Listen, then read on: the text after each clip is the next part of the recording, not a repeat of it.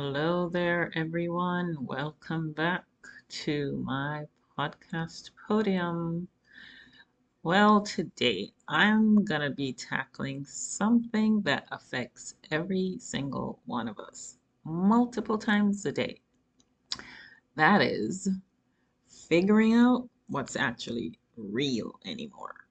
And honestly, it's getting trickier by the minute. Think about it. I don't know, maybe your grandparents had to worry about whether the fish at the market was fresh. We now have to worry about whether the fish at the market is actually a fish or if it's AI generated content that's designed to sell us something, or if the video of that fish talking about climate change is real or a deep fake. It's crazy, crazy times, guys. So here's the thing. We're now living in this age where seeing is no longer believing, right? Remember when maybe your mom used to say, don't believe everything you read? Well, now it's don't believe everything you read, you see, you hear, or watch, even if it looks super legit. Okay, I don't know if you remember, there was a fake image of an explosion at the Pentagon that went viral and it briefly affected the stock market. I mean, think about it. An explosion that never happened moved real money in the real world. No, that's the power and danger of our current moment. So let's talk about, say, the news media for a second. It used to be that you had a few trusted anchors, right? A morning paper, maybe the evening news. Now you've got 24/7 cable channels, thousands of websites, social media accounts that are posing as news sources, and actual news organizations that are competing with AI generated content crusaders that can pump out articles by the thousands. And here's the clincher. They are all fighting for your attention, not necessarily your understanding, just your attention. Because attention equals clicks, and clicks equal money. So headlines get more dramatic, stories get more polarizing, and suddenly you're three articles deep into a rabbit hole about something that might not even be accurately reported. So throw artificial intelligence into the mix. AI can now write articles that sound human. It creates photos that look real. It generates videos of people saying things they never said. And now even mimic voices with scary accuracy. There's a really good example here that I can recall. Someone created an AI version of a popular podcaster's voice and had quote unquote him endorse a cryptocurrency. Thousands of people believed it was real. The podcaster had to release a statement saying, that wasn't me. I don't even understand the crypto. Boy, let me tell you, this is where it gets personal. When we can't tell what's real, a few strange things can happen.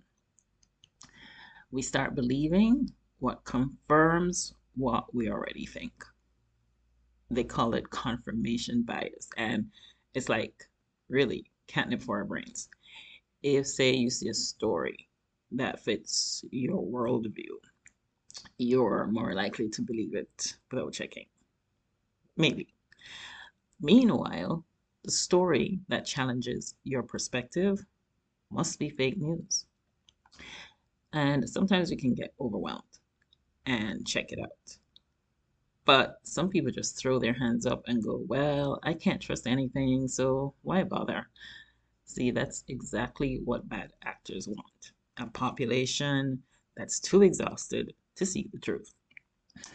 Then we can become tribal, meaning when we can't agree on basic facts, we retreat to our corners. Your news sources become part of your identity. And suddenly, we're not just disagreeing about solutions, we're disagreeing about reality itself. Look, I get it. Sometimes it feels easier to just scroll past and not think too hard about it. But here's why that's a problem. The decisions we make about who to vote for, what to buy, how to treat others, what to teach our kids, they're all based on what we believe to be true. If our foundation is shaky, everything else that's built on top of it is shaky too.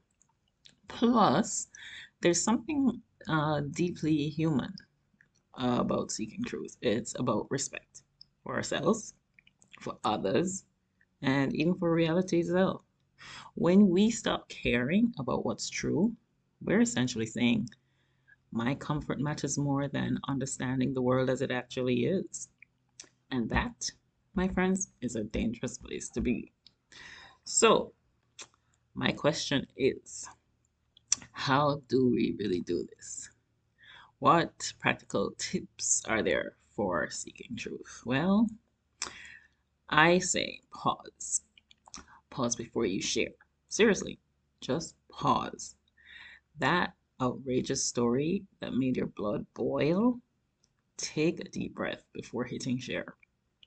Ask yourself, do I know this is true? Or do I just feel like it's true? Also, check the source. Where did this come from? Is it a legitimate news organization with editorial standards? Or is it one of those quote unquote totally real news.biz that was registered, say, 3 weeks ago? Look at the About page and see who it is that's behind it. Another thing we need to do is to cross reference. Say, for example, if something big happened, multiple legitimate sources will report it. Check three sources before deciding something is fact, and not three sources that all cite the same original source. That is just an echo chamber with extra steps. Also, there's a thing called reverse image search. You think that dramatic photo is proof? Right click it and do a reverse image search. You might find that it's from years ago, or from a completely different event, or even from a video game. This one simple trick has saved me from embarrassment more times than I can count. Also, watch for the use of emotional manipulation. If a headline, say for example, makes you instantly furious or terrified, that's a red flag. Not that true stories can't be upsetting, they sure can, but manipulative content relies on triggering strong emotions, so you'll just stop thinking critically. Also, learn the telltale signs of AI content. All right, AI ain't perfect. AI generated images, if you look closely, they often have weird hands, bizarre looking text, or strange, odd reflections. AI writing can be oddly formal or they can be repetitive. These telltale signs are getting subtler, yes, but they're still there if you look very closely. Also, follow the money. Ask yourself, who really benefits from me believing this? Is someone selling something? Is someone pushing an agenda? Sometimes the answer is innocent, sometimes it's not, but it's always worth asking. Okay, I have a friend. Let's call her Sarah. She's a teacher. And last month, one of her students confidently told the class that a certain historical event never happened. They'd seen a documentary on social media proving it was all fake. Sarah had to gently walk them through how to verify historical facts, how to check academic sources, and how to understand the difference between a TikTok video and peer reviewed research. The student wasn't dumb, they just didn't have the tools to distinguish reliable information from sophisticated misinformation. And that's becoming increasingly common. All right, so what's the bottom line here? Living in this current era means we all need to become pretty good detectives. It's not paranoid, I don't think, to question what you see. It's simply responsible.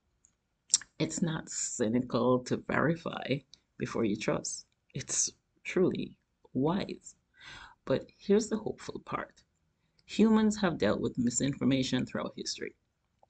We've navigated propaganda, yellow journalism, and conspiracy theories before. So we can handle this too. We just need to be intentional about it. So, the next time you see something that seems too perfect, or too outrageous, or too convenient for your existing beliefs, pause, check, verify, seek the truth, even if it is inconvenient. Because, well, at the end of the day, we all deserve to live in a reality that's based on what's actually real. And that starts with each one of us committing to discernment, one story at a time. Well, thanks for tuning in, guys. And before you go, I've planned a little homework for you. I want you to find one thing you believe this week and actually verify it. Not because you doubt it, but because you care about seeking the truth. And hey, if you find something you believe was wrong, congratulations. You just got a little bit closer to reality. It's always a win, right? So, guys, be curious, be skeptical, and always be kind. See you next time. Bye.